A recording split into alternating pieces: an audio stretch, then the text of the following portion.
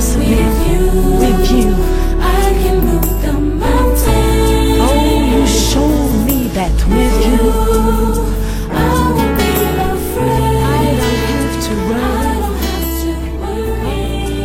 Lord, 'cause my life is in your hands.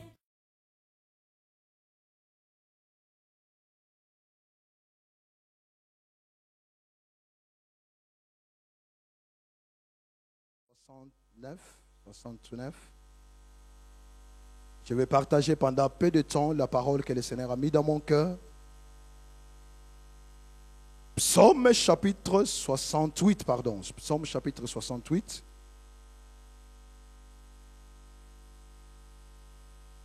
C'est un chapitre que le pasteur nous a apporté le dimanche passé. C'est très puissant. C'est un chapitre qui est très, très, très puissant. Il y a beaucoup de choses là-dedans. Et j'aimerais aborder un autre aspect de ce chapitre.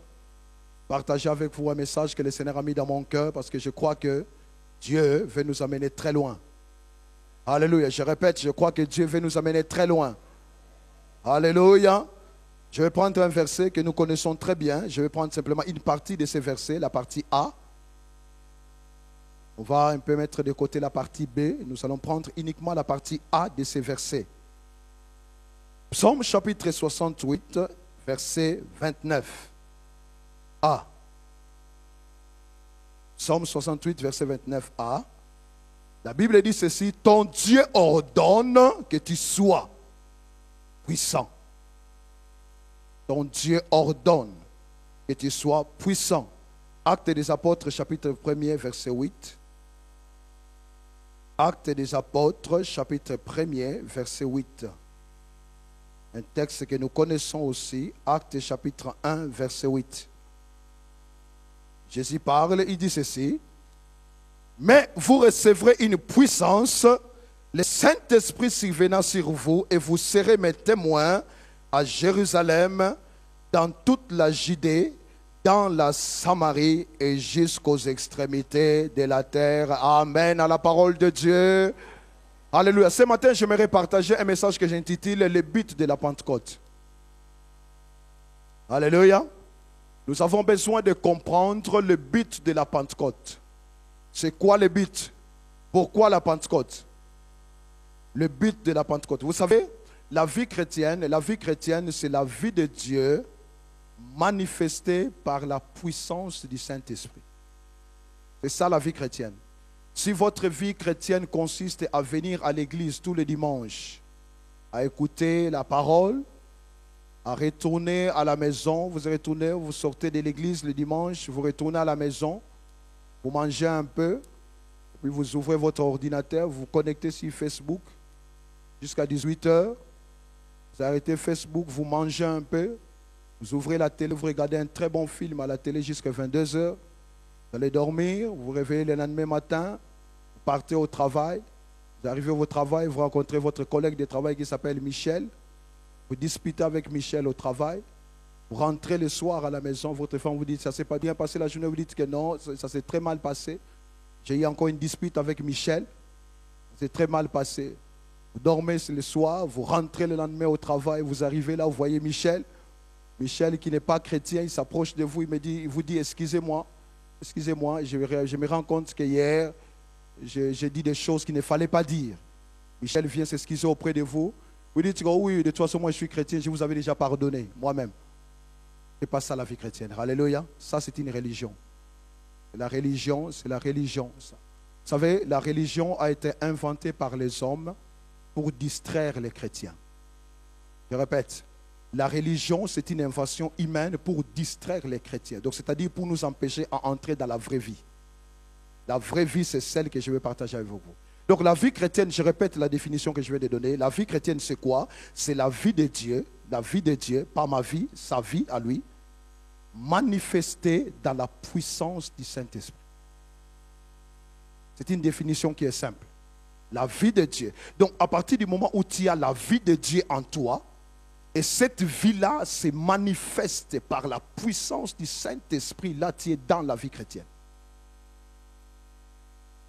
Et plus dans la religion, tu entres dans la vraie réalité, dans la vie chrétienne. Et ça, c'est quelque chose qui est très important. C'est quelque chose que le diable combat, quelque chose que le diable n'aime pas, quelque chose que le diable fait tout pour empêcher. Vous savez, l'année 2012, c'est l'année du royaume de Dieu. Le chiffre 12, c'est le chiffre du gouvernement divin. Donc nous sommes dans une année stratégique, je vous assure. Nous sommes dans une année qui est très stratégique parce que c'est une année du gouvernement divin. C'est l'année du royaume de Dieu. Le royaume de Dieu. Cette année, le mot d'ordre de cette année 2012, c'est le royaume de Dieu. Partout dans le monde entier, le peuple de Dieu est en train de comprendre que le temps est arrivé pour que nous puissions commencer à fonctionner selon le royaume de Dieu. Que nous puissions commencer à fonctionner, que nous puissions commencer à manifester ce royaume, à commencer à manifester ce gouvernement divin, le gouvernement que Dieu veut amener au milieu des hommes. Donc c'est pour cela, il faut absolument que notre vision soit claire, que nous puissions voir clairement où nous sommes en train d'aller durant cette année 2012. Parce que je vous assure, je crois que Dieu va faire des grandes choses durant cette année 2012. Mais ça demande que nous puissions faire un shift, un changement au niveau de notre façon de voir les choses. Que nous puissions faire un changement au niveau de notre façon de réfléchir. Que nous puissions faire un changement au niveau de notre façon de penser, notre système de pensée. Pour que nous puissions nous centrer sur le royaume de Dieu. Alléluia. Le royaume de Dieu, l'année du royaume de Dieu. Vous savez, 1 Corinthiens chapitre 4, verset 20, j'aime beaucoup ce verset. Apôtre Paul parle, il dit le royaume de Dieu ne consiste pas en parole, mais en puissance. Donc cette année, c'est l'année du royaume, c'est l'année de la puissance de Dieu. C'est pour cela que ton Dieu ordonne justement que tu sois puissant. Alléluia. C'est un ordre que Dieu te donne. Lorsque tu es concerné, c'est-à-dire tu es né de nouveau, tu as la vie de Dieu en toi, Dieu ordonne que tu sois puissant. À travers ce message, je vais aborder, je vais prendre trois choses. La première chose, je vais parler, pourquoi avons-nous besoin de la puissance? La deuxième chose, quelle est la source de cette puissance? Et la troisième chose, qu'est-ce que cette puissance amène dans notre vie? Je vais parler sur ça durant ces temps. Alors, je commence directement par moi. Pourquoi avons-nous besoin? En fait, pourquoi absolument nous avons besoin de la puissance de Dieu? Pourquoi Dieu ordonne que tu sois puissant? Nous avons lu ça dans les versets, dans Actes des Apôtres, chapitre 1, verset 8. Je vais commencer par là pour progresser. Jésus parle clair. Vous voyez, ici, Jésus est très clair. Il est très clair. Acte 1, 8, on a lu ces versets.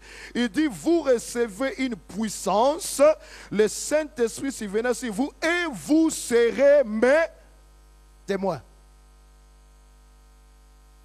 Donc ça veut dire, nous avons besoin de la puissance pour être des témoins de Jésus. Aussi clair que ça, aussi simple que ça. Nous avons besoin de la puissance pour être des témoins de Jésus. Tu ne peux pas fonctionner comme un témoin de Jésus sans la puissance de Dieu, c'est impossible. Je vais vous montrer pourquoi dans la parole de Dieu.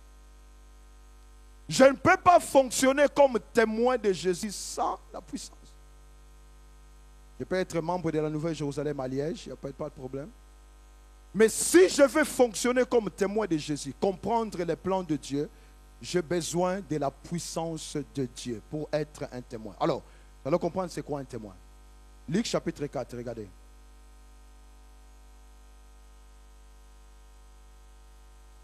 Luc chapitre 4, je vais lire quelques versets clés, comme ça nous soyons bien établis dans la parole de Dieu, parce que c'est ça qui est important, c'est être fondé dans la parole.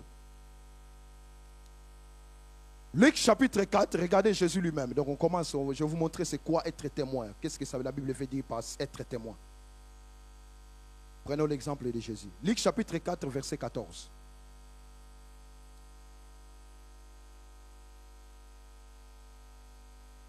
Luc chapitre 4, verset 14, la Bible dit ceci. Jésus, revêtu de la puissance de l'Esprit, retourna en Galilée et sa renommée s'est répandue dans tout le pays dans l'entour. Revêtu de la puissance. Ok? Dieu ordonne que tu sois puissant. Donc on va voir un exemple. Jésus est revêtu de la puissance de Dieu. Alors maintenant, regardez ce qu'il fait avec cette puissance-là. C'est là où nous devons comprendre c'est quoi être témoin. Qu'est-ce que Jésus fait de cette puissance-là? Il est revêtu de la puissance. Voyons maintenant ce qu'il fait de cette puissance-là. Nous continuons. On est toujours dans Luc. Luc chapitre 4. Descendons ensemble. On arrive au verset 33. Luc chapitre 4, verset 33. Regardons ce que Jésus fait de cette puissance-là, Clarisse. Il est revêtu de la puissance de Dieu, il arrive. Luc chapitre 33, chapitre 4, pardon, je commence par le verset 31. Il descendit à Capernaum, ville de Galilée, et il enseignait les jours du sabbat. On était frappé de sa doctrine car il parlait avec autorité. Il se trouva dans la synagogue un homme qui avait un esprit de démon impur et qui s'écria d'une voix forte. Ah, qu'y a-t-il entre nous et toi, Jésus de Nazareth? Tu es venu pour nous perdre? Je sais qui tu es, le Saint de Dieu. Verset 35. Jésus les menaça disant, tais-toi et sors de cet homme. Et le démon le jeta au milieu de l'assemblée et sortit de lui sans lui faire aucun mal. Tous furent saisis de stupeur et se disaient les uns aux autres, quelle est cette parole? Il commande avec autorité et puissance aux esprits impurs et ils sortent et sa renommée se répandit dans tous les lieux d'alentour. Vous voyez? Donc ça, c'est ça. Jésus revêtu de la puissance de Dieu, cette puissance-là sert à faire des choses. Il arrive dans la synagogue et là, il trouve un homme qui est dans les besoins. Il trouve un homme qui est dans les besoins. Un homme en fait qui avait des problèmes spirituels qui étaient liés par des démons. Et lorsque Jésus arrive devant cet homme-là, donc nous avons lu la suite, Jésus menace les démons, il parle aux démons, il chasse les démons de la vie de cet homme et cet homme-là sort de là complètement libéré. Alléluia. C'est ça être un témoin. La puissance de Dieu ne sert qu'à ça. Donc il y a un travail que tu es appelé à faire étant que témoin de Jésus. Il y a un travail spirituel, un travail que nous sommes appelés à faire. Ce travail consiste à amener la libération partout où nous allons. Oui, c'est ça les royaumes. Le royaume de Dieu, ce n'est pas là, vous voyez, là on est au culte. Non, le royaume de Dieu, c'est dans tout, dans partout. Dans ton milieu, là où tu vas travailler, là où tu vas étudier, là où tu vas dans ton entourage, dans ton voisinage, dans ton quartier. C'est ça le royaume de Dieu. C'est la puissance de Dieu que tu dois emmener partout pour faire des choses que tu ne peux pas faire par toi-même. Alléluia. Je répète, nous avons besoin de la puissance de Dieu pour faire des choses que nous ne pouvons pas faire par nous-mêmes. Regardez, continuons. Comme ça, il faut qu'on ait une vision très claire et correcte des choses. Voyez, regardez, Jésus sort de la synagogue, verset 38. En sortant de la synagogue, il s'est rendu à la maison de Simon. Il sort de la synagogue, il entre dans la synagogue, il trouve quelqu'un qui était lié, Jésus le délivre. Il sort de la synagogue, il va chez Pierre. Il va chez Pierre. Voyez donc, je ne sais pas si vous voyez ici, on n'est pas dans une religion, on est dans une journée normale de Jésus. Je ne sais pas si vous voyez ça. Nous sommes dans une journée normale. Ce n'est pas une religion. Jésus n'a pas dit que voilà, je vais aller là-bas. Non. C'est une journée normale. Il démarre sa journée, il commence la journée, il entre dans la synagogue, il trouve quelqu'un, il le délivre, il sort de la synagogue. C'est sa journée qui continue. Il sort de la synagogue, il va chez Pierre, il arrive chez Pierre, verset 38. Et à sortir de la synagogue, il s'est rendu à la maison de Simon. La belle-mère de Simon avait une violente fièvre. La belle-mère de Simon avait une violente fièvre. Et il prièrent en sa faveur. S'étant penché sur elle, il menaça la fièvre et la quitta. Il menaça la fièvre et la fièvre la quitta. À l'instant, elle se leva et les servit. Vous voyez, c'est une continuité. La même puissance qui s'est manifestée dans la synagogue, la même puissance va avec Jésus chez Pierre. Il arrive chez Pierre, il voit la belle-mère de Pierre qui est dans les besoins, qui est malade. Elle avait une forte fièvre. Jésus menace la fièvre. Par la puissance de l'Esprit de Dieu, la fièvre quitte la belle-mère de Pierre et la belle-mère de Pierre commence à les servir. Voyez? C'est la continuité de la journée de Jésus. C'est une journée qui continue. Ça ne s'arrête pas là. Regardez la suite. Verset 40. Après le coucher du soleil, tous ceux qui avaient des malades atteints de diverses maladies. Oh. Jésus n'organise pas une campagne d'évangélisation, non. Tout se passe simplement par ce qu'il a fait. Le miracle qu'il a fait dans la synagogue a déclenché quelque chose. Les gens ont été tellement touchés, ils ont commencé à aller chercher des malades. Il y a quelqu'un qui était là, il a pensé à son frère ou à sa sœur. Il a dit que, ok, il y a quelqu'un qui est en train de faire des choses ici. Ils sont allés chercher, ils ont cherché des malades. Et le soir, vous voyez, Jésus arrive chez Pierre, guérit la belle-mère, il mange. Donc la journée continue. Et le soir, Jésus se retourne, il se retrouve avec une grande assemblée devant la maison. Ce n'est pas une campagne d'évangélisation organisée. Non, non, non. Tout se passe dans une journée normale. Je répète beaucoup ces mots parce que c'est là où je vais vraiment nous amener tous. Tout se passe dans le cadre d'une journée normale de notre Seigneur Jésus qui est en train de continuer. Il se retrouve avec, regardez, donc après le coucher du soleil, donc c'est-à-dire le soir, tous ceux qui avaient des malades atteints de diverses maladies les lui amenèrent. La Bible dit, il imposa les mains à chacun d'eux et il les guérit. Alors maintenant, imaginez, parce que là nous sommes au début de la soirée, donc vers 18h. En Israël, le soir commence à 18h. Vers 18h, au coucher du soleil, entre 17h30 et 18h, au coucher du soleil, il y a des gens qui viennent devant la maison. Et puis Jésus commence à imposer les mains à chaque malade. Alors, il y avait combien de gens? On ne sait pas. On ne sait pas. Mais ce qui est sûr que cette réunion-là, cette réunion improvisée, cette réunion organisée par le Saint-Esprit, improvisée, cette réunion-là a duré jusque tard le soir. Parce que imaginez s'il y avait 1000 personnes. La Bible dit, Jésus imposa les mains à chacun. N'est-ce pas? Lisons dans la Bible. Jésus imposa les mains à chacun. Donc ça veut dire, s'il y avait 1000 personnes, il a imposé les mains à 1000 personnes. S'il y avait 1000 malades, les 1000 malades ont été guéris. Parce que la Bible dit, il imposa les mains à chacun d'eux et il les guérit. Verset 41. Des démons aussi sortirent de beaucoup de personnes en criant et en disant, tuez le Fils de Dieu. Mais il les menaçait et ne leur permettait pas de parler parce qu'ils savaient qu'il était le Christ. Alléluia. Je ne sais pas si vous voyez pourquoi nous avons besoin de la puissance de Dieu. Voilà la raison. Nous avons besoin de la puissance de Dieu pour faire les choses que nous ne pouvons pas faire par nous-mêmes. Jésus veut que tu sois son témoin, donc c'est-à-dire quelqu'un qui va avec sa puissance. Un témoin, c'est simplement quelqu'un qui va avec la puissance pour faire la même chose que Jésus faisait. C'est ça veut dire un témoin. Ce n'est pas quelqu'un qui donne des témoignages. Oh non, j'étais là hier, on m'a fait ceci, tout ça. Non, non, non, ce n'est pas ça. Ce n'est pas ça. Un témoin, ce n'est pas quelqu'un qui donne des témoignages, non.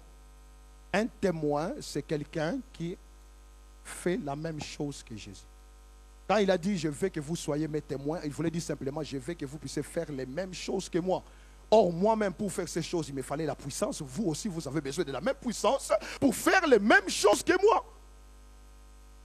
C'est ça, être un témoin. Vous savez, là, nous parlons de la vie chrétienne. C'est ça, la vie chrétienne. On ne parle pas de la religion, on ne parle pas, non, on parle de la vie chrétienne. Tu es appelé, il faut que tu prennes conscience, que je dois prendre conscience que nous sommes appelés à être des témoins. Jésus veut des témoins. Jésus a besoin de témoins. Peu importe ton âge. Vous savez, la puissance de Dieu ne dépend pas d'âge, ça ne dépend pas d'expérience. Il ne faut pas que tu aies 20 ans de vie chrétienne derrière toi. Non, non, non, non. Ça ne dépend pas de ça. Ça ne dépend pas des années. Non, non, non. La puissance de Dieu, oh, je ne veux pas parler de ça. Ça dépend d'autre chose. Ça dépend d'autre chose. Mais ce qui est important que tu dois comprendre ce matin, c'est que tu es appelé à être un témoin de Jésus et tu as besoin de la puissance de Dieu. Vous savez, nous sommes trop focalisés sur des choses. Il y en a qui cherchent des voitures, il y en a qui cherchent des maisons, il y en a qui cherchent des femmes, il y en a qui cherchent on est trop focalisés sur des choses. Alléluia. Mais ce que Jésus attend de toi, c'est que tu sois un témoin. Ce que Jésus attend de moi, c'est que je sois son témoin. C'est pour ça qu'il a dit, vous serez mes témoins. C'est ça que Jésus attend de toi. Pas que tu cherches X, Y. Non, non, non, non. Il veut simplement que tu sois un témoin. Donc ça, c'est simplement, voilà ce que nous sommes appelés. Donc c'est-à-dire, nous avons besoin de la puissance de Dieu pour être des témoins, faire des choses que Jésus faisait. Guérir les malades, délivrer des gens, ainsi de suite. Il y a beaucoup de choses que Jésus faisait. Quand vous lisez les évangiles, vous allez voir, ça je vous ai donné qu'un exemple. Ce n'est qu'un exemple de la journée de Jésus, mais je vous assure, toutes ces journées étaient comme ça. Alléluia. Toutes les journées de Jésus étaient comme ça. Ça démarrait le matin très fort, ça finissait le soir très fort. Ça démarrait le matin très fort, ça finissait le soir très fort. Les lundis, il démarrait très fort, il terminait très fort. Du lundi au dimanche, du 1er au 30, pendant 3 ans et demi. Vous imaginez, c'est quelle intensité. Alléluia. Le Seigneur ne t'appelle pas en plein temps dans ça. Non, non, non. Mais ça doit être, ce que je veux dire par là, ça doit devenir un style de vie. Ça doit devenir quelque chose de naturel, quelque chose que tu fais naturellement, un style de vie. Nous avons besoin de la puissance de Dieu. Pourquoi? Pour faire les choses que Jésus faisait, pour être des témoins, faire les choses que Jésus était. Deuxième point, je vais aller très vite, je vais apporter vous un message très simple. Deuxième point, quelle est la source de cette puissance? Comment on se connecte à cette puissance-là? Quelle est la source? Le premier point, pourquoi avons-nous besoin de la puissance? Pour être des témoins, faire les mêmes choses que Jésus faisait. Deuxième point, quelle est la source de cette puissance? Comment on accède à cette puissance? Nous allons lire dans Psaume chapitre 63. J'aime beaucoup ces psaumes-là. Je vais vous montrer la source, comment on se connecte à la puissance de Dieu. Psaume chapitre 63, du 1er au 3e verset. Psaume chapitre 63, versets 1 à 3. Ici, David nous montre le chemin. Il nous montre le chemin qui nous amène vers la puissance de Dieu. Psaume chapitre 63, versets 1 à 3. Psaume de David lorsqu'il était dans le désert de Jidar. Ô Dieu, tu es mon Dieu, je te cherche. Mon âme a soif de toi, mon corps soupire après toi, dans une terre aride desséchée sans eau. Ainsi je te contemple dans le sanctuaire, pour voir ta puissance et ta gloire. Alléluia. Vous voyez ici, David étant que prophète, il nous montre le chemin. Il nous montre le chemin par lequel nous pouvons accéder à la puissance de Dieu. Et dans ce chemin, vous voyez le verset 3, il montre, il dit que la puissance de Dieu se trouve dans le sanctuaire. C'est dans le sanctuaire que tu trouves la puissance et la gloire de Dieu. Mais le point de départ, c'est quoi? C'est là où on va commencer. En fait, la recherche de la puissance de Dieu commence par le verset 2. Ça commence par là. Il faut absolument que ton âme ait soif de Dieu. La puissance appartient à des hommes et des femmes qui ont soif de Dieu. Des hommes et des femmes qui désirent Dieu plus que toute autre chose. C'est à ces personnes-là qui appartient. C'est le point de départ. Vous voyez, ici, David montre que tout son être est impliqué dans cette recherche. Il parle, il dit, je te cherche, son esprit. L'esprit cherche. Il continue en disant, mon âme a soif. Vous voyez, l'âme a soif. Nous sommes constitués de 3 parties, esprit, âme et corps. Son esprit cherche, son âme a soif et son corps soupire après Dieu. Donc ça veut dire quoi? Ton être entier doit être impliqué dans cette recherche. Tu ne trouveras jamais Dieu si ton être entier n'est pas impliqué. C'est pour cela que Dieu dit que vous me trouverez si vous me cherchez de tout votre cœur. Donc ça veut dire qu'il faut que ton être entier soit impliqué. Ton esprit doit chercher, ton âme doit avoir soif, ton corps doit soupirer. Ce qui en d'autres termes veut simplement dire que tu dois être désespéré. Alléluia. Vous savez, le désespoir est une force. Une personne qui est désespérée est très dangereuse. Il est prêt à tout faire. N'est-ce pas? Si vous rencontrez une personne qui est désespérée, vous avez affaire à une personne qui est très dangereuse. Elle est prête à tout faire. Cette personne-là est prête à tout faire.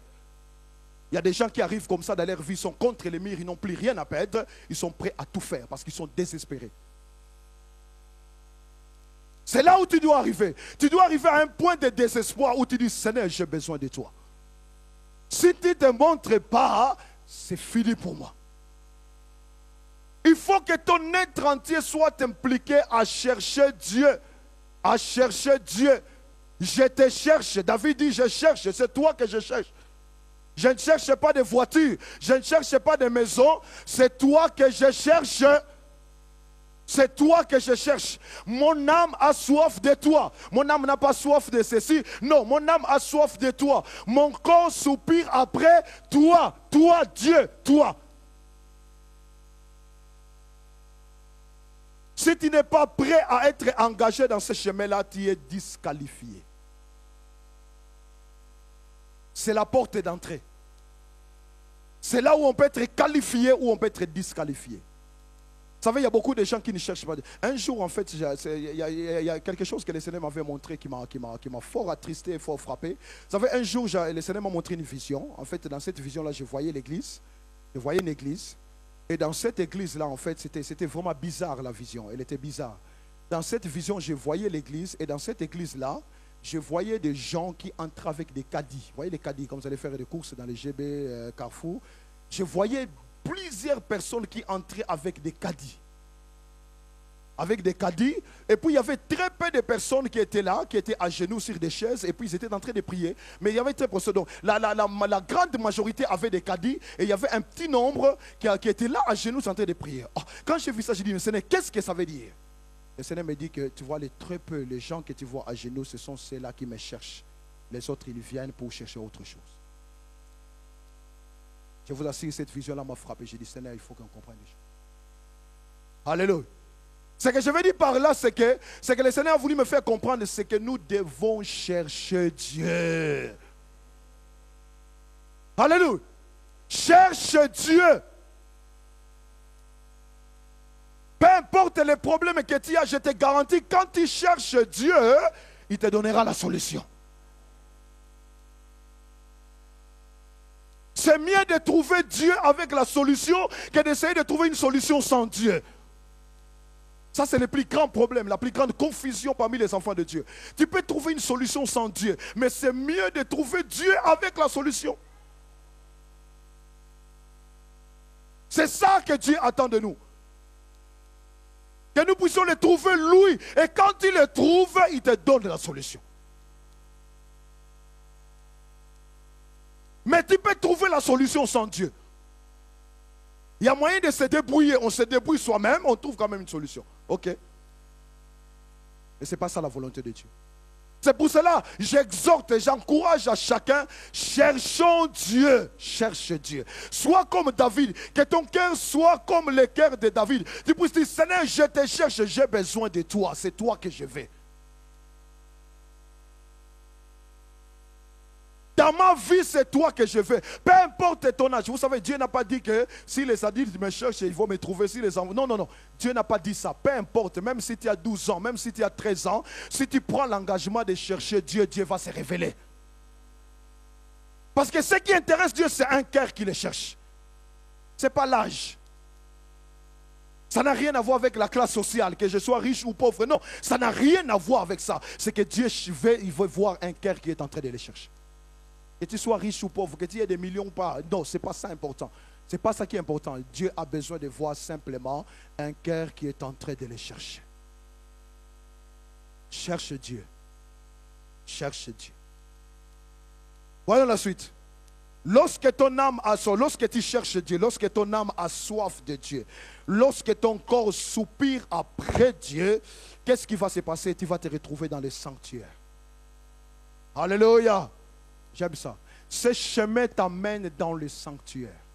Dans le sanctuaire. Et là, dans le sanctuaire, tu vas voir la puissance et la gloire. Alors, le sanctuaire, c'est quoi? C'est quoi le sanctuaire? Lisons dans Hébreux chapitre 9, pour que nous puissions comprendre c'est quoi le sanctuaire. Hébreux chapitre 9 nous éclaire par rapport à ça.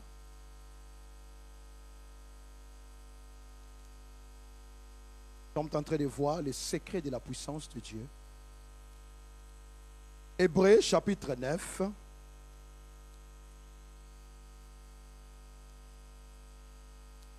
Versets 1 et 2.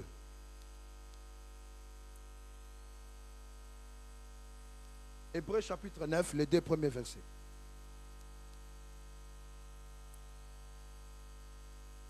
La première alliance avait donc des ordonnances relatives au culte et un sanctuaire terrestre.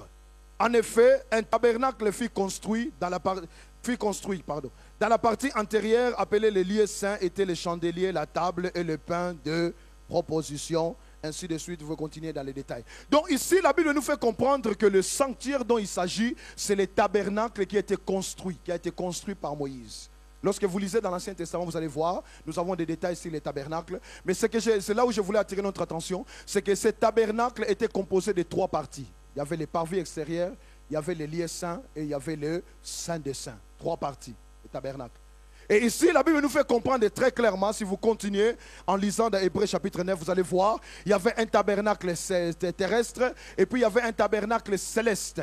Christ est entré dans le tabernacle céleste. La Bible nous fait comprendre que Moïse, lorsqu'il a construit le tabernacle, Dieu lui a dit de faire les choses selon le modèle qu'il avait vu. Donc ça veut dire qu'il a vu le tabernacle céleste, il a construit le tabernacle terrestre selon ces tabernacles. C'était tabernacle céleste. Donc ici, vous voyez, David nous montre le chemin. Donc lorsque tu entres dans le sanctuaire, là-dedans, c'est là où tu trouves la puissance et la gloire de Dieu. Alléluia. Alors, Jésus maintenant nous montre autre chose. Nous allons voir. David nous montre le chemin, Jésus nous donne la voie. Nous retournons dans Luc chapitre 4. Luc chapitre 4, donc on va voir maintenant comment on entre dans les tabernacles. C'est là où Jésus nous montre la voie à suivre pour entrer dans les tabernacles de Dieu et posséder la puissance de Dieu. Comment on entre dans les tabernacles célestes. Luc chapitre 4, notez bien ces versets comme ça, parce qu'il faut méditer encore sur ça pour vraiment recevoir la révélation et la révélation va changer votre vie. Luc chapitre 4, verset 1er. Luc chapitre 4, verset 1er, c'est là où le Seigneur nous montre la voie qui nous mène justement dans la puissance. Luc chapitre 4, verset 1er, la Bible dit ici, Jésus rempli du Saint-Esprit, Luc chapitre 4, verset 1, Jésus rempli du Saint-Esprit revint du Jourdain et il fut conduit par l'Esprit dans le désert. Ça c'est le point d'accès, c'est la voie qui nous conduit dans les tabernacles célestes. La première chose qu'il te faut pour accéder à la puissance, ça s'appelle la plénitude du Saint-Esprit. Ça c'est la première chose qu'il faut. La plénitude du Saint-Esprit nous donne accès dans les parvis célestes. Donc tout démarre avec la plénitude du Saint-Esprit. Alors la plénitude du Saint-Esprit c'est quoi? Ce n'est pas rempli du Saint-Esprit parler en d'autres langues, c'est bien. Les langues c'est bien, mais je ne parle pas des langues ici. La plénitude du Saint-Esprit c'est quoi? C'est simplement une vie contrôlée par le Saint-Esprit. Une personne remplie du Saint-Esprit, c'est une personne qui est sous le contrôle du Saint-Esprit. C'est pour ça dans Ephésiens chapitre 5, 18, la Bible dit, ne vous enivrez pas du vin, c'est la débauche, mais soyez au contraire remplis du Saint-Esprit. Donc vous voyez, il y a une comparaison. C'est comme si la Bible disait, de la même façon, l'alcool peut prendre le contrôle d'une vie et influencer les paroles, influencer les pensées, influencer les actes. De la même façon, le Saint-Esprit peut influencer la vie de toute personne qui le laisse faire. Donc le chemin de la puissance commence par la soif, fin soif. Deuxième étape, c'est la plénitude du Saint-Esprit. Il faut que ta vie soit contrôlée par le Saint-Esprit. Le Saint-Esprit doit prendre le contrôle de tes pensées. Le Saint-Esprit doit prendre le contrôle de tes actes. Le Saint-Esprit doit prendre le contrôle de tout en toi. Je dois soumettre ma vie au Saint-Esprit si je veux avoir accès à la puissance de Dieu. Tu ne peux pas vivre n'importe comment si tu veux que la puissance de Dieu opère dans ta vie. Ce n'est pas possible. Il faut que le Saint-Esprit ait un mot à dire dans tout ce que tu fais. Que le Saint-Esprit ait un mot à dire dans tout ce que je fais. Vous savez, souvent il y a beaucoup de choses que nous faisons qui ne marchent pas parce que Dieu n'est pas associé dans ce que tu fais. Lorsque le Saint-Esprit devient ton associé, lorsque l'Esprit de Dieu a un mot à dire dans toutes les décisions que tu prends, je te garantis que ta vie est appelée à être un succès.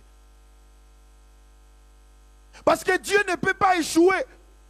Donc si Dieu influence tes décisions, les décisions que tu prendras, ce sont des décisions qui marcheront toujours. Alléluia. Vous savez, nous ne connaissons pas le futur. Personne d'entre nous ici ne peut dire que moi je connais le futur. Non, nous ne connaissons pas le futur. Nous planifions des choses. Nous planifions.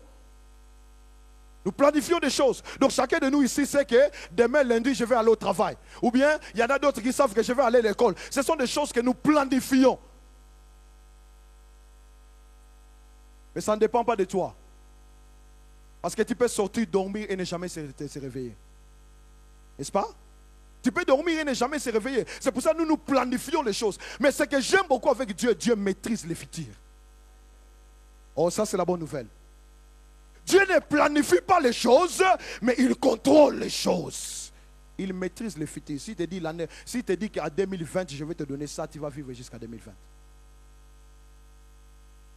Pourquoi? Parce que le Dieu que nous servons, le Dieu de la Bible, il maîtrise le futur. Il est le seul qui peut dire au présent, qui peut planifier au présent ce qui arrivera au futur. Dieu est capable de le faire. Il connaît la fin d'une chose avant même son commencement. C'est ça l'omniscience de Dieu, l'omniscient. Dieu est omniscient. Il connaît la fin d'une chose avant même son commencement. Donc c'est pour dire que tu as besoin de dépendre du Saint-Esprit. Tu as besoin de te soumettre. C'est pour cela que nous avons besoin en fait d'être remplis du Saint-Esprit. Ce n'est pas pour avoir des sensations. Non, non, non, non, non. Nous avons besoin d'être remplis du Saint-Esprit pour que le Saint-Esprit contrôle notre vie. Et lorsque le Saint-Esprit contrôle ta vie ne peut qu'aller de mieux en mieux. Pourquoi? Parce que tu es avec toi quelqu'un qui maîtrise l'avenir. Lorsqu'il te dit va à gauche parce qu'il a vu un danger à droite. Lorsqu'il te dit arrête-toi parce qu'il a vu un danger devant. Le Saint-Esprit maîtrise le futur. Je donne toujours le témoignage de cette sœur, une sœur chrétienne avec son mari. Ils étaient tous les deux chrétiens, ils ont prié, ils devaient se marier. Ils ont prié, ils ont dit que Seigneur, voilà le jour de notre mariage, on veut qu'il y ait un beau soleil parce qu'il faut que les gens viennent, se sentent à l'aise, nous voulons vraiment une fête, tout ça. Ils ont prié, ils ont prié, ils ont prié, ils ont prié. Ok, ils ont prié, amen, amen, et puis ils ont prié. Le jour du mariage, le jour du mariage, ils viennent, on célèbre le mariage à l'église, c'était très bien un soleil. Dès que le mariage termine, la pluie commence.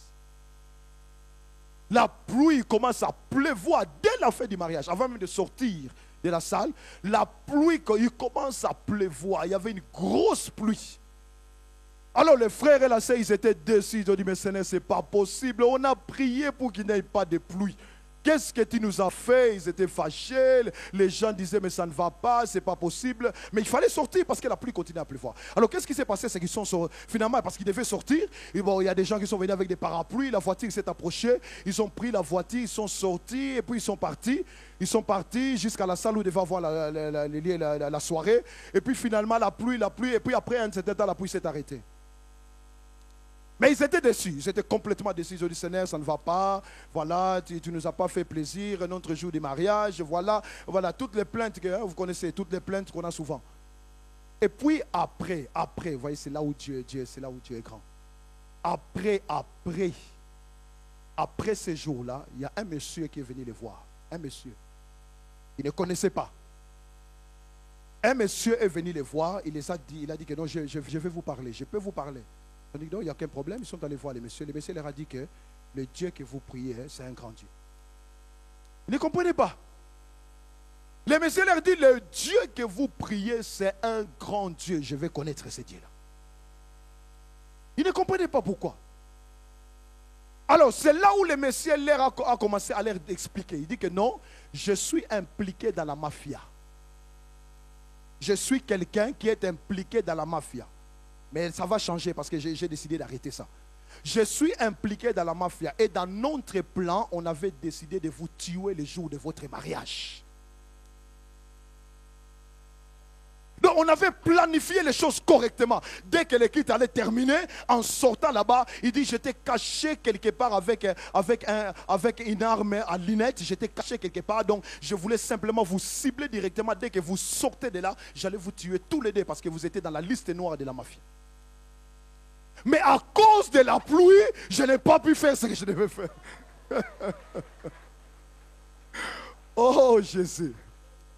Le Saint-Esprit maîtrise le futur. Il dit c'est à cause de la pluie. Comme il pleuvait, je ne voyais plus. Donc je ne pouvais pas faire ce que je devais faire. À cause de la pluie. C'est pour ça qu'il a dit que votre Dieu c'est un grand Dieu. Je vais connaître ce Dieu-là. Je vais connaître ce Dieu-là. Oh, le Saint-Esprit connaît le futur. Vous savez qu'est-ce qu'ils ont fait? Ils ont commencé à se repentir. Seigneur, pardon, pardon. Pardon parce qu'on ne savait pas. Ils ont compris que le Seigneur les a épargnés de la mort en envoyant la pluie. Le Saint-Esprit connaît le futur. C'est pour cela qu'il faut te soumettre au Saint-Esprit. Laisse le Saint-Esprit contrôler. S'il te dit ne voyage pas, ne voyage pas. Ne voyage pas. Un autre témoignage que je donne souvent d'un homme de Dieu, Bernard Blessing, il y a des gens qui le connaissent. Un jour, il s'est retrouvé aux États-Unis. Et puis il devait voyager, donc il devait prendre son vol parce qu'il devait aller dans un autre endroit, il devait prendre son vol. Alors, il arrive là, donc il attendait son vol, et puis il entend la voix du Saint-Esprit qui lui dit, va dans les toilettes. Il dit au Seigneur, Seigneur, je n'ai pas besoin d'aller à la toilette. Il dit, va dans les toilettes. Il dit, Seigneur, je n'ai pas besoin d'aller dans la toilette. Troisième fois, la voix dit, va dans la toilette. Il dit, ok, ça va, Seigneur, je vais obéir. Et puis il va dans les toilettes. Il arrive dans les toilettes. Dès qu'il entre dans les toilettes, il voit un homme qui s'apprêtait à se suicider. Un homme qui s'apprêtait à se suicider. Et puis il dit, monsieur, stop! Il avait une lame de rasoir, il s'apprêtait vraiment à se tuer.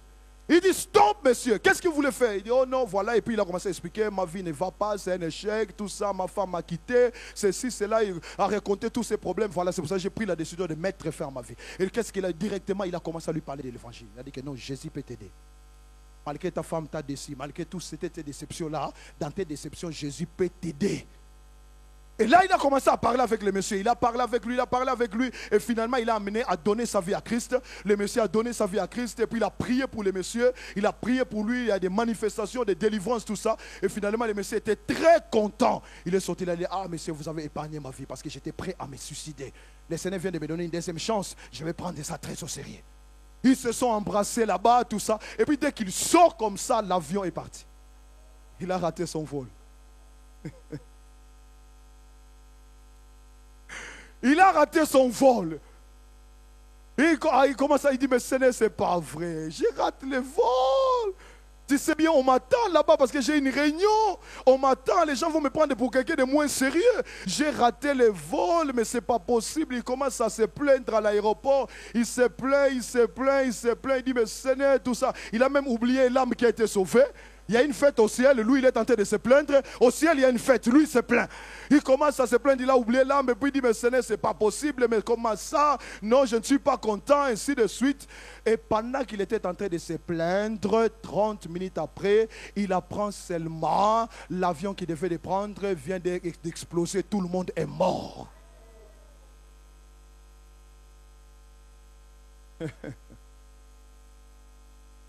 Oh!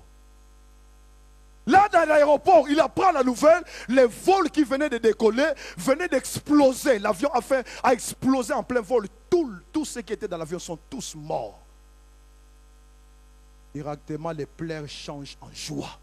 Il dit, Seigneur, oh, tu m'as épargné.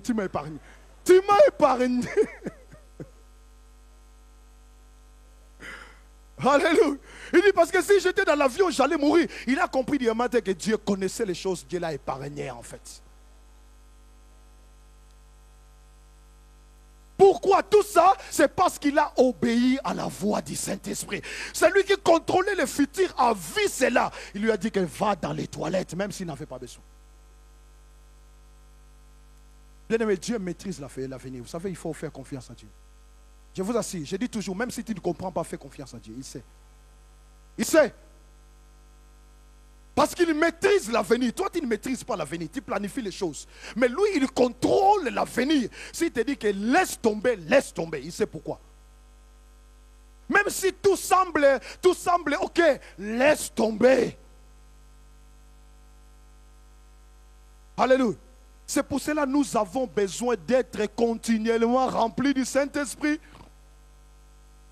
J'ai besoin de rechercher ça tous les jours. Seigneur, je me soumets à toi. Saint-Esprit, prends le contrôle de ma vie. Contrôle mes pensées, contrôle mes paroles, contrôle mon cœur. Saint-Esprit, prends le contrôle. Parce que ça, c'est la clé. Ça peut épargner ta vie, ça peut te préserver de beaucoup de choses. Il y a des trous aussi lesquels tu es tombé, des trous dans lesquels tu es tombé. Tu aurais pu éviter ça si tu as suivi la voie de l'Esprit. Alléluia.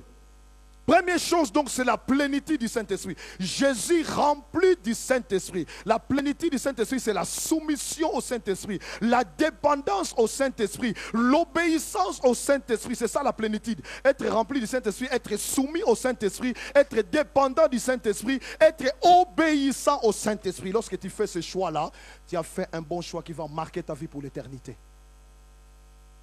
Deuxième étape, nous entrons dans les lieux saints. Nous entrons dans les liens saints. La suite. Revint du Jourdain et il fut conduit par l'Esprit. Lorsque tu cherches la plénitude du Saint-Esprit, tu vas passer aux prochaines étapes. Il est maintenant conduit par le Saint-Esprit. Tu es conduit par le Saint-Esprit. Qu'est-ce qui se passe? Le Saint-Esprit ouvre tes oreilles spirituelles et tu commences à entendre sa voix. C'est ça, être conduit par le Saint-Esprit. Être capable d'entendre la voix du Saint-Esprit. Être capable de voir les choses que le Saint-Esprit te montre. C'est tes yeux spirituels, c'est tes oreilles spirituelles qui s'ouvrent. Et la direction du Saint-Esprit devient une réalité dans ta vie. Le Saint-Esprit commence à te parler. Tu commences à discuter avec lui comme tu discutes avec ton voisin. Tu lui poses des questions, il te donne des réponses. C'est ça la direction du Saint-Esprit. Il commence à t'enseigner les choses. Il dit, Seigneur, Saint-Esprit, j'ai tel projet. Qu'est-ce que tu penses? Il te dit que non, ce projet-là, attends. Ton projet est bon, mais ce n'est pas le bon moment. Attends d'abord. Lorsque le moment sera venu, je te dirai. Tu commences à faire les choses de façon précise. Tu commences à faire les choses de façon précise. Et tout ce que tu fais, ça commence à marcher. Pourquoi? Parce que tu dépends de la direction du Saint-Esprit. Vous savez, la direction du Saint-Esprit, c'est les clés. C'est la clé de la succès de tous les hommes que vous lisez dans la Bible. Tous ceux qui ont fait des exploits avec Dieu, c'est parce qu'ils ont marché selon la direction du Saint-Esprit. Toutes les personnes que nous lisons dans la Bible, ce sont des gens qui ont marché selon la direction du Saint-Esprit. Alléluia. Il faut absolument que tu apprennes à être dirigé par le Saint-Esprit. Tu dois apprendre à entendre. Il faut que tu entendes la voix. La direction exige les oreilles spirituelles qui s'ouvrent. Le Saint-Esprit va ouvrir tes oreilles spirituelles pour que tu sois capable de discerner. Tu sois capable de discerner. Là, c'est le Saint-Esprit qui me parle et là, ce n'est pas lui. Vous savez, le discernement vient comme ça. Un jour, une sœur me posait la question, frère, comment tu sais que c'est l'Esprit qui t'a parlé? J'ai dit, ma sœur, c'est parce qu'il a ouvert mes oreilles. Lorsque tes oreilles spirituelles sont ouvertes par le Saint-Esprit, c'est lui qui le fait. Lorsque le Saint-Esprit ouvre tes oreilles spirituelles, tu connais la voix de Dieu de façon précise. Tu sauras, là c'est Dieu qui me parle et là c'est pas Dieu. C'est faire la différence. Alléluia. Il n'y a pas de méthode, non, il y a simplement un principe. Il faut que tes oreilles spirituelles soient ouvertes. Lorsque tes oreilles spirituelles s'ouvrent, le Saint-Esprit te rend capable de reconnaître sa voix. C'est une capacité surnaturelle, ce n'est pas naturel. On ne s'entraîne pas à ça, non. L'Esprit de Dieu le fait et il te rend capable de reconnaître sa voix. Tu sais que là c'est lui, là c'est pas lui. Là c'est lui, là c'est pas lui. Tu commences à entendre la voix de Dieu. Alléluia. Parce que la direction a besoin d'entendre la voix de Dieu. Entendre la voix de Dieu. Je vais aller très vite. Pour terminer. Enfin, donc, conduire, rempli du Saint-Esprit, la plénitude, la direction du Saint-Esprit. Et c'est là maintenant qui nous amène dans la puissance du Saint-Esprit. Vous voyez? Donc Jésus a été rempli du Saint-Esprit, il a été conduit par l'Esprit et ce n'est qu'enfin il a accédé à la puissance. Et là, le verset 14, nous avons lu, Jésus revêtu de la puissance de l'Esprit. Vous voyez, donc c'est trois étapes. Rempli du Saint-Esprit, conduit par l'Esprit, revêtu de la puissance. Donc c'est la plénitude nous amène à la direction nous amène à la puissance. Alléluia. Mais entre la direction et la puissance, vous voyez qu'est-ce qui se passe? Entre la direction et la puissance, il y a 40 jours de jeûne et prière. Alléluia. Si tu veux entrer dans la puissance de Dieu, tu dois associer l'arme du jeûne. Beaucoup de chrétiens ne jeûnent pas. On a oublié ça. Vous savez, aux États-Unis, ils ont inventé des gènes. Il y a des gens qui commencent à faire, je ne sais pas, un frère me racontait, aux États-Unis, ils ont inventé leurs gènes à eux. Il y a des gens qui commencent à gêner la télé. Ils prennent des décisions pendant toute une semaine, je ne vais pas regarder la télévision, il appelle ça un gène. Les gènes de la télé. Il y en a qui font des gènes de chocolat. Pendant toute une semaine, ils ne mangent pas de chocolat. Je vous assure, c'est vrai, hein, véridique. Véridique, hein, ils proclament une semaine de gène. Il dit pendant toute cette semaine, je ne vais pas manger de chocolat. Fait les gènes du chocolat. Alléluia. Aux États-Unis, je vous assure, c'est vrai, ce n'est pas une blague, hein, c'est une réalité. C'est véridique ce que je vous raconte. Il y en a qui font des gènes de fruits. Pendant toute une semaine, je ne mange pas de fruits. Ils ne comprennent pas que c'est très mauvais pour la santé, mais ils gênent. Ils gênent. Il y en a qui fument, qui font les gènes de cigarettes. Pendant 3 jours, je ne vais pas fumer. Et ça, c'est des inventions des hommes. Les hommes sont très habiles dans les inventions. Mais, entre ces deux-là, vous voyez, il y a jeunes. Je vous assure, les jeunes, je n'ai pas le temps de parler des jeunes, mais c'est très, très important. Les jeunes, c'est une arme atomique. Satan a tout fait pour empêcher les enfants de Dieu de gêner. C'est pour cela, vous voyez, c'est pour cela quand vous commencez à gêner, c'est une lutte. C'est une lutte. Pourquoi? Parce que le diable déteste ça. Il déteste cette histoire-là. Vous pouvez parler d'autre chose, ce n'est pas grave. Mais lorsqu'on commence à parler de gêner, ça devient dangereux pour le diable. Pourquoi? Parce qu'il sait que le jeûne, lorsqu'un chrétien s'engage à gêner et à prier, il y a quelque chose qui se passe. Ça déclenche des choses dans la dimension de l'esprit. Jésus était sans péché, hein, mais il a gêné 40 jours et 40 jours. Si Jésus a gêné, combien plus faut vous? Donc tu as besoin d'associer les jeûnes et la prière. Tu as besoin de proclamer un temps de jeûne. Dis Seigneur, je veux jeûner. Lorsque tu jeûnes, je t'assure, tu vas avoir accès à la puissance de Dieu. Il y a un revêtement de puissance qui vient dans ta vie. Il y a des choses, il y a une puissance que Dieu va libérer dans ta vie. Vous savez, la puissance de Dieu fonctionne par degrés. Je n'ai pas le temps de voir ces choses-là. Il y a un certain degré que Dieu te donne. Et quand tu continues dans cette discipline, il te donne encore plus. Quand tu continues, il te donne encore plus. Ainsi de suite. Là, maintenant, tu commences à faire les choses que Jésus t'a demandé de faire. Des choses que tu appelais à faire, que tu ne peux pas faire par toi-même. Là, c'est là où maintenant nous pouvons aller avec la puissance de Dieu, commencer à chasser des démons dans la vie des gens, délivrer des gens, commencer à guérir les malades, imposer les mains aux malades et les malades sont guéris. Cela est donné à tout le monde. Ce n'est pas réservé à une catégorie de chrétiens. Alléluia. Ce n'est pas réservé aux pasteurs, ce n'est pas réservé aux évangélistes, non, c'est réservé à tout le monde. Je vous ai montré ça. Nous devons tous être des témoins. Alléluia. Mais il y a un prix à la puissance de Dieu. Ça demande un jeûne, un temps de jeûne. Tu dois proclamer un temps de jeûne, 3 jours de jeûne, 1 semaine de jeûne, 21 jours de jeûne, 40 jours de jeûne. Tu dois proclamer un temps de jeûne. Tu sortiras de là avec la puissance de Dieu. C'est ça les secrets. Les secrets de la puissance de Dieu. Je vais aller très vite pour terminer. 3e point que je voulais aborder. Qu'est-ce que cette puissance-là apporte dans notre vie? Qu'est-ce que cette puissance-là apporte? Matthieu chapitre 6, verset 33, un autre verset que nous connaissons très bien. Qu'est-ce que la puissance de Dieu apporte dans nos vies? Alléluia. Matthieu chapitre 6, verset 33. Un texte qui est très connu. Cherchez premièrement le royaume de Dieu, le royaume et la justice de Dieu, et toutes ces choses vous seront données par-dessus. Le royaume de Dieu, c'est la puissance de Dieu. Lorsque tu cherches le royaume, tu cherches la puissance de Dieu. 1 Corinthiens chapitre, j'avais dit ça, 1 Corinthiens chapitre 4, verset 20, la Bible dit le royaume ne consiste pas en parole, mais en puissance. Le royaume de Dieu, c'est la puissance. En d'autres termes, lorsque tu trouves la puissance de Dieu, Dieu va pourvoir à tous tes besoins. Alléluia. C'est ce que la puissance de Dieu apporte. La puissance de Dieu apporte la provision à tous nos besoins. Oui, c'est pour ça que Jésus ne veut pas que nous cherchions les choses. Parce que lorsque tu trouves la puissance, la provision va arriver. Il dit, toutes ces choses vous seront données par-dessus. En d'autres termes, ça veut dire que ça sera des cadeaux. Des cadeaux. C'est ça que ça veut dire par-dessus. Donner par-dessus, c'est-à-dire que c'est des cadeaux. Est-ce que vous avez déjà vu quelqu'un qui cherche un cadeau?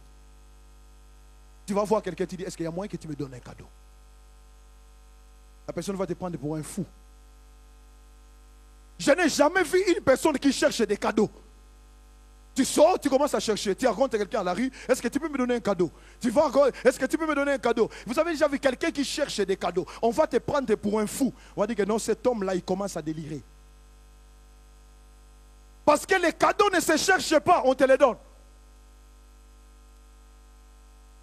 Donc c'est pour vous dire que Dieu a préparé des cadeaux pour toi.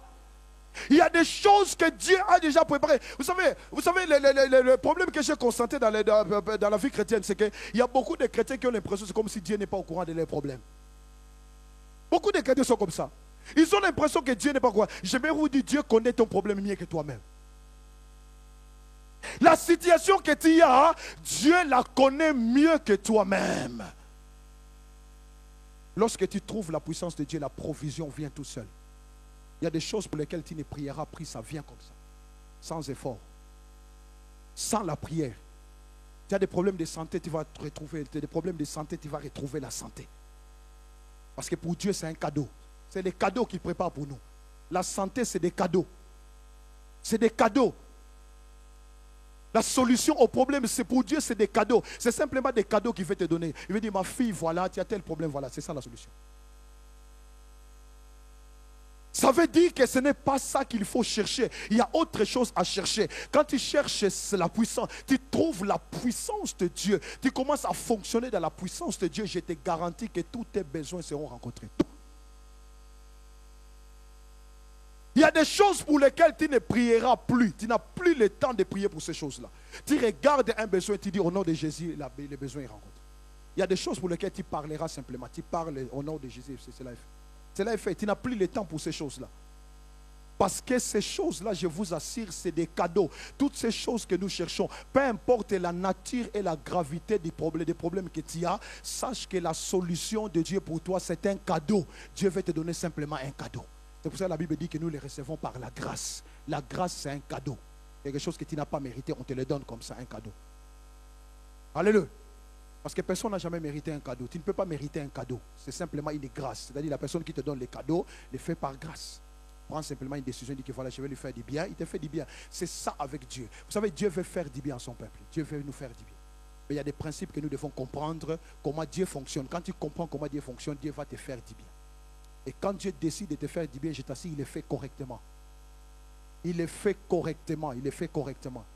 Même si c'est des choses que tu ne comprends pas, des choses qui te dépassent, lorsque Dieu décide de te faire du bien, Dieu le fait correctement. Alléluia. Pourquoi? Parce que dans la puissance de Dieu, il y a la provision divine. Dans la puissance de Dieu, il y a la provision. Tu trouves la puissance, tu trouves la provision. Tous tes besoins seront touchés. Peu importe les besoins, Dieu les touchera. Dieu va te donner la solution. Dieu va te donner les réponses à tes questions. Dieu va te guérir s'il faut te guérir. Dieu va te libérer s'il faut te libérer. Peu importe la nature de ton besoin, sache que Dieu te touchera. C'est un cadeau pour lui. Pour lui, c'est des cadeaux qu'il a préparés pour toi. C'est des cadeaux. Tu n'as pas besoin de chercher ça, il te le donnera. Ce sont des cadeaux que Dieu te donne. Alléluia. Que le Seigneur bénisse sa parole. Que le Seigneur soit béni pour sa parole. Alléluia. Gloire à Dieu. Gloire à Dieu. Alléluia.